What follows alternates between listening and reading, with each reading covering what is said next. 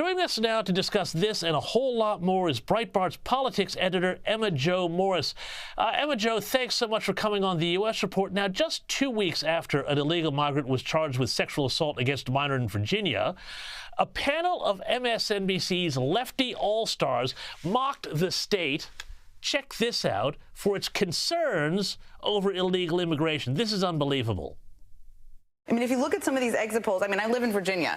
Immigration was the #1 issue. Yes. I mean, again, these could change in Virginia. Well, Virginia does have a border with West Virginia. Very, very contested area. Build the wall. Like, what? How horrendous and how out of touch is this, Emma Jo Morris? The media class versus people who have real concerns about all sorts of horrible cases we've documented here and so many other people have been talking about across the U.S. Yeah.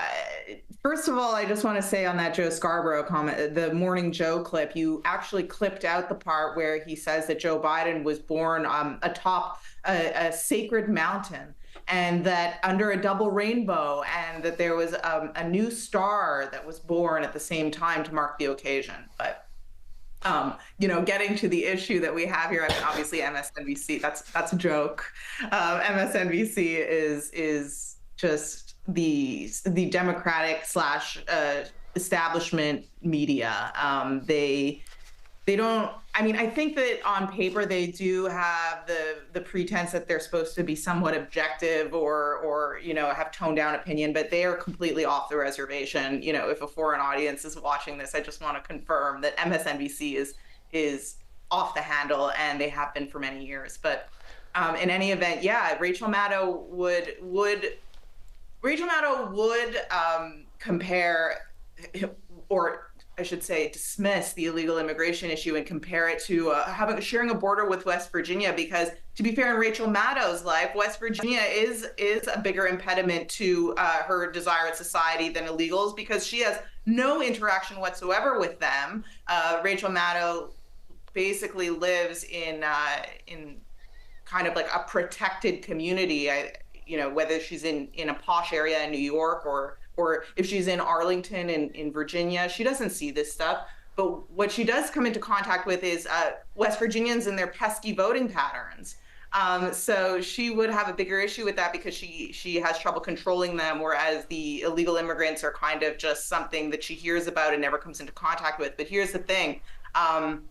Rachel Maddow can't come to terms with the fact that despite, you know, Virginia not being a border state, the illegal immigration crime issue is all over the country. We have 8 million illegals that have entered this country since Joe Biden took office, and that's just what we have on paper. And they don't all just sit in Texas. They're going all over the country, including to the northern border and trying to get into Canada. Upstate New York is grappling with the illegal immigration problem. So, you know, this is classic for her and really illustrates how ignorant our elite press is. I mean, she's a Rhodes Scholar. This is not a stupid person, yet she is just so out of touch that she doesn't know what she doesn't know.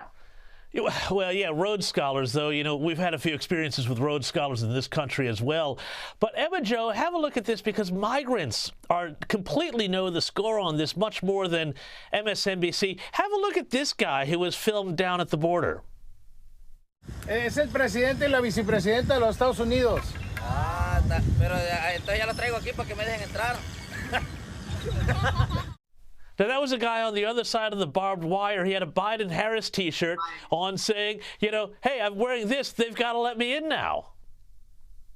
Yeah, you know, I had a crazy experience with this, actually. I wrote a long first-person column about a year ago when the first bus of illegals came from Texas to New York City, which is where I live.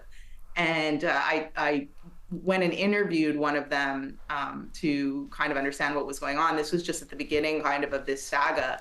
And I said to him, it was the summer, and I said to him, why did you come in the summer? Because in the summer months in the desert in Texas, it's scorching. You can die there on that journey. And I asked him that, and he said, Biden. He said Biden. And I couldn't believe it, because it was like, I couldn't believe that it wasn't a plant or something, because it was just too perfect. But that's it. They've gotten the memo, and they have the impression now, which they're right. You know, Biden has tons of power to clamp down on this, and he's refusing to use it. I have my own ideas about why, but they understand that now is the time, because especially given the polls, I don't know how closely they follow politics, although I know that the cartels that are bringing them here do. Trump has a pretty good chance of getting reelected, despite all of his legal woes and despite all of the lawfare against him. He does have a pretty good chance of getting elected, and he's talking about not only building a wall this time, but he's talking about deportations for the millions of people that have taken advantage of this administration, this current administration. So they know that they have a window, and a very specific window, and they get in 4 years, or it's going to be a different story. And Emma Jo, one of the things, too, is, everyone portrays a lot of these people, and I'm sure there are just economic migrants who want a better life, like so many people, but there are terrorists and there are criminals and very dangerous people who have been caught coming through, and people on terror watch lists. And I want to connect this to another story, because you live in New York, and there, Governor Kathy Hochul has sent National Guard troops down into the subways to patrol stations and conduct bag checks on commuters. Now, I lived in New York in the bad old days before Giuliani. This was never contemplated. I mean, is this about just trying to send a message about crime? Seems like a very expensive way to do it. Or is there other concerns here that they may be trying to look for or prevent some other more serious threat that we don't know about?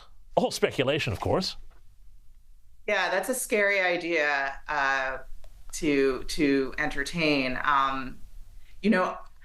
This thing is also stupid, and it's stupid for a number of reasons. First of all, yes, crime has gone up since the city has welcomed all of our millions of new neighbors, and these are in the thousands per week. I think it's 4,000 per week or something crazy like that. So yes, that obviously contributes to crime. There's also nonviolent crime that occurs with the illegals, especially on the subway. For instance, child labor. If you sit on a train in New York, you'll see it's very common to see children who are 7, 8, 9 years old trying to sell things on the subway, sell candy. And it reminds me of Mexico, and that is a cultural thing from South America where they send kids out to work. So there's crime like that. But the National Guard thing is especially stupid because New York implemented a bail reform law just a few years ago, which basically allows criminals to get out with no bail. They basically go and get booked, and then they come out with not a cent to pay. That has caused a really big increase in crime, and especially in reoffending. And so she's sending the National Guard in while she still has this bail reform in place. And it's like, no, we don't need National Guard. We need you to keep the criminals locked up. Look, Emma Jo Morris, I am old enough to remember when the idea of bringing in the National Guard to deal with the Black Lives Matter riots in 2020 was enough to cost you your job at the New York Times. Emma Jo Morris, we're going to have to leave it there. Thank you so much for your time this evening.